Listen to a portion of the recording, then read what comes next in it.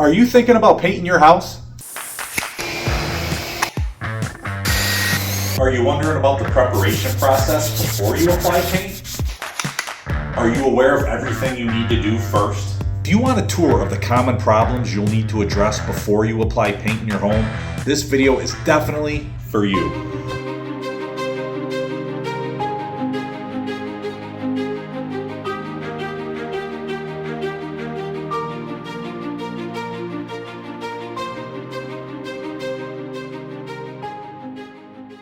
Hey guys, Steve Braun here. We are going to take a look at this room. We are going to be painting all surfaces in this room, including the ceiling, walls, the trim, and the doors.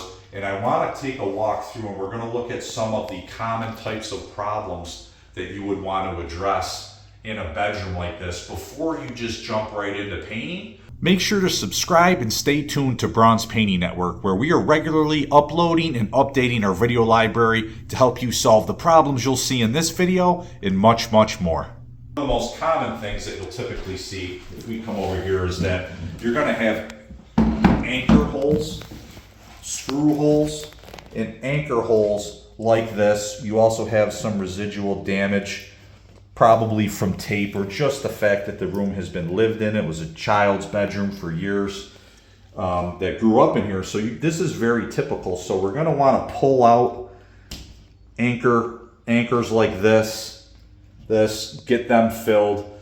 You'll also have different types of texture anomalies that you'll want to assess as the homeowner and decide what extent you want to get involved with. Before you tackle these problems yourself, if your home was built before 1978, be sure to do your research about the possibility of disturbing old lead-based paint during the course of your painting project. The older the home, the more likely the possibility. To have this type of application texture, which in and of itself isn't a terrible thing. It's not something that you have to address or deal with. In my opinion, as long as you have consistency all across a wall, then and you have kind of uniformity in the texture, then in most people's opinions that's going to look fine. You might want to maybe use a lower sheen paint so there's not as much light reflection, and then there's not as much the ability to see some of this texture imperfections isn't going to be as much. But you will sometimes you have old repairs, like down here we have an old repair that was done. You can see that there was a crack and maybe some joint compound patch that was done, and you have what I would call a hard edge right here where you can clearly see that. Again, this is a matter of your own personal opinion and whether something like that would bother you or not. In this case, we will probably go through the practice of skimming that out a little bit and making the edge not as hard so it's not as noticeable. But the downside when you do repairs and you patch and you make it really smooth is now we have this beautiful smooth area and then all the surrounding wall has texture. So sometimes it's actually not going to really help you that much to address something like that. But you can see up here this is very minor stuff. And it kind of comes back to your own personal opinion and level of attention to detail. But this is like an old paint drip or run from a prior paint job that's dried there. That's very easy to kind of scrape off and knock down. So when we do painting projects at Braun's Painting, this is something that I would want the team to kind of scrape off before they go. There are more substantial issues. Let's take a look in this corner where we have some rippled tape. You can see here that we have kind of this rippling, and this is something you would definitely want to fix before a paint job, because not only is it unsightly, but you actually have pockets. I can push this in. This is basically rippled sheetrock paper and corner paper that is kind of pulling off, and there's pockets of air in here. So we want to kind of break that out and retape this corner and repair this. This is more than likely a result of before the roof was replaced. There's probably some moisture related damage here, but there's a lot of reasons why this could occur. But we're going to definitely fix that and repair that as part of this project. You can also see even here there is a older, very subtle, but there is a little bit of a water stain right here. Very common on the edge of a house where like gutters are and where the roof is coming down and dripping into the gutter.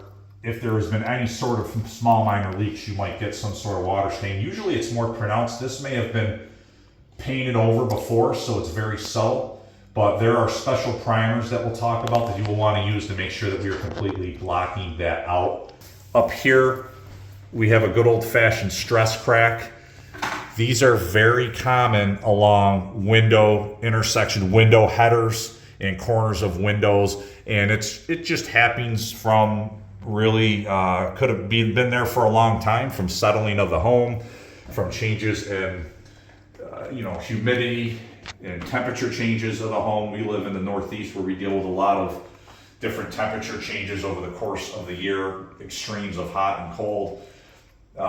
Major cracks sometimes can be indicative of bigger structural concerns. That's something that I think is not anything to be concerned about. We just want to fix it and make it look really nice and good. Over here we have some what I call, or what is known as tannin bleeding.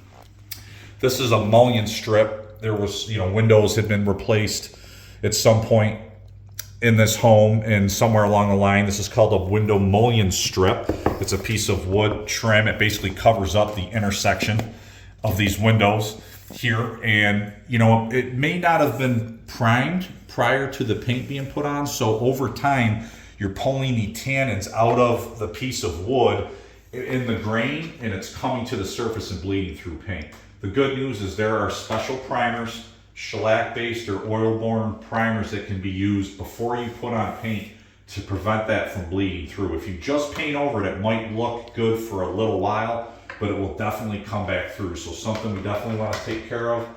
So right here, we got a little bit of a spillover on the ceiling. So if we were to not paint the ceilings, and we're going to change color, to cut a perfect line through here, you can only do that while leaving that spilled on to the ceiling. So yeah, there are ways to cheat and maybe try to touch that up with a white ceiling paint, but more than likely it's not going to look as good as you would want it to. So in this case, we're going to repaint the ceiling, and we're going to crash onto the walls first, and then we're going to cut really nice clean lines there in the ceiling to wall intersection, and it's going to look awesome.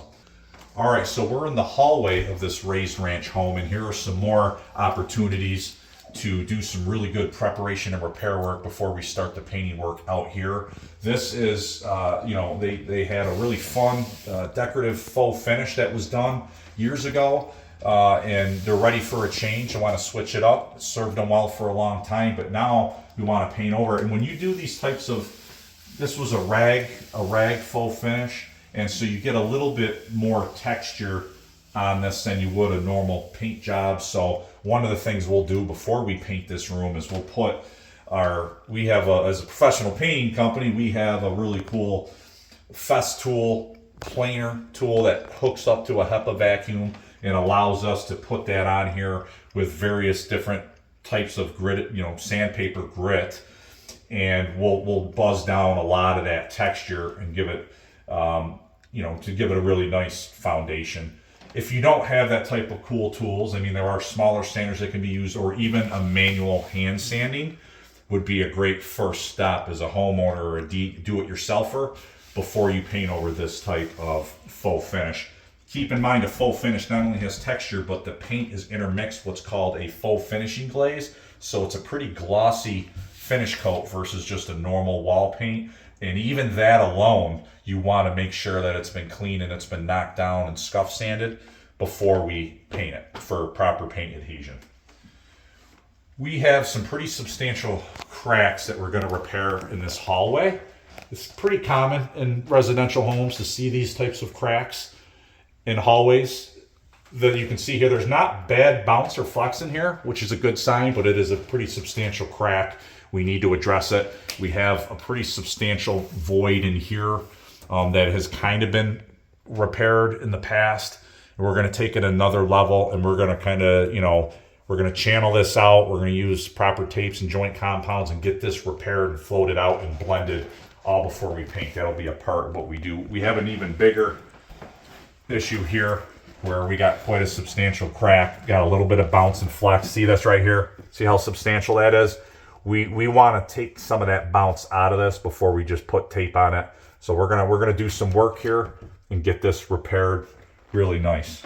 Some other things here that we're going to do, when I talk about application errors or application texture problems, this could be what I'm referring to. Have a little bit of a run. You will see a lot of this in a home that's been painted multiple times over the years. But it's just an old sag drip. So rather than just paint over that, we just like to knock those off and knock them down. This trim has been through some battles, and we have some chunks and chips taken out of this trim, and we'll do some really good prep on this and clean them up and do some scuff sanding.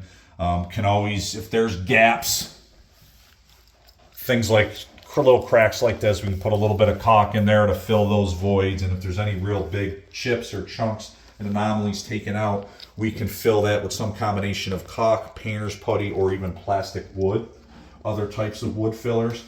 We're going to, we don't want to replace this entire stair stringer. This piece right here is referred to as a stringer that runs along the side of the stairs. It has a stress crack here, and then we have a dog, a puppy that did some damage up here. Rather than ripping this whole thing out, we're going to sand this down. We're going to spot prime it. We're going to build it up. I think we can build back this corner pretty acceptably well by using plastic wood and some other materials. I know we're going to be able to make it look way better than it does. I can't say it's going to look maybe perfect, but I think there's enough work to do here that I think to completely replace this stringer probably isn't something that we want to add to the scope of work right now. We're going to also do some work out in the foyer of this raised ranch home, and we will look to take care of any major application errors that have dried from prior paint jobs. In this case, we have what I would refer to as a sag. That's just an old sag. Again, this is a difficult to reach access point. So a lot of times in residential painting, you have do-it-yourselfers or whatever. That's difficult to reach area. It's not shocking that you might have something like that, which is just a little bit of sagging in the paint before it dried. It might have been over applied a little bit, and then it looked good, and then when you walked away from it, you got some sagging up there that ultimately we want to take care of and knock that down, because if we just paint over it, it's going to always be there. So we also have, this would be something I would refer to as either a run or maybe even a rope, and that can be worked out. You'd like to avoid that when you do paint application, and if you come across it in the prior paint job, if you can work that out, that's a positive thing. Another common problem in residential painting when it comes to preparation and repair is nail pops. You can see here, this is an example. The nails or the screws haven't popped all the way through, but they're kind of burgeoning. They're on their way. They will eventually pop through. Or even if they don't, they still stick out enough that it's a little bit of a surface defect. We like to take care of those prior to paint application. We are down in this lower level entry vestibule area. This home is going to be another area that we work in, and this is cross beam was put in. Really pretty, looks really nice. Has substantial tannin bleeding, as you can see, and there are some times where people might actually want the bleed through to highlight the knots, and that might be part of a look that they're trying to achieve. Most times people don't want this tannin bleeding through. And to prevent that, you need to use a special type of primer, either shellac-based or oil-based primers.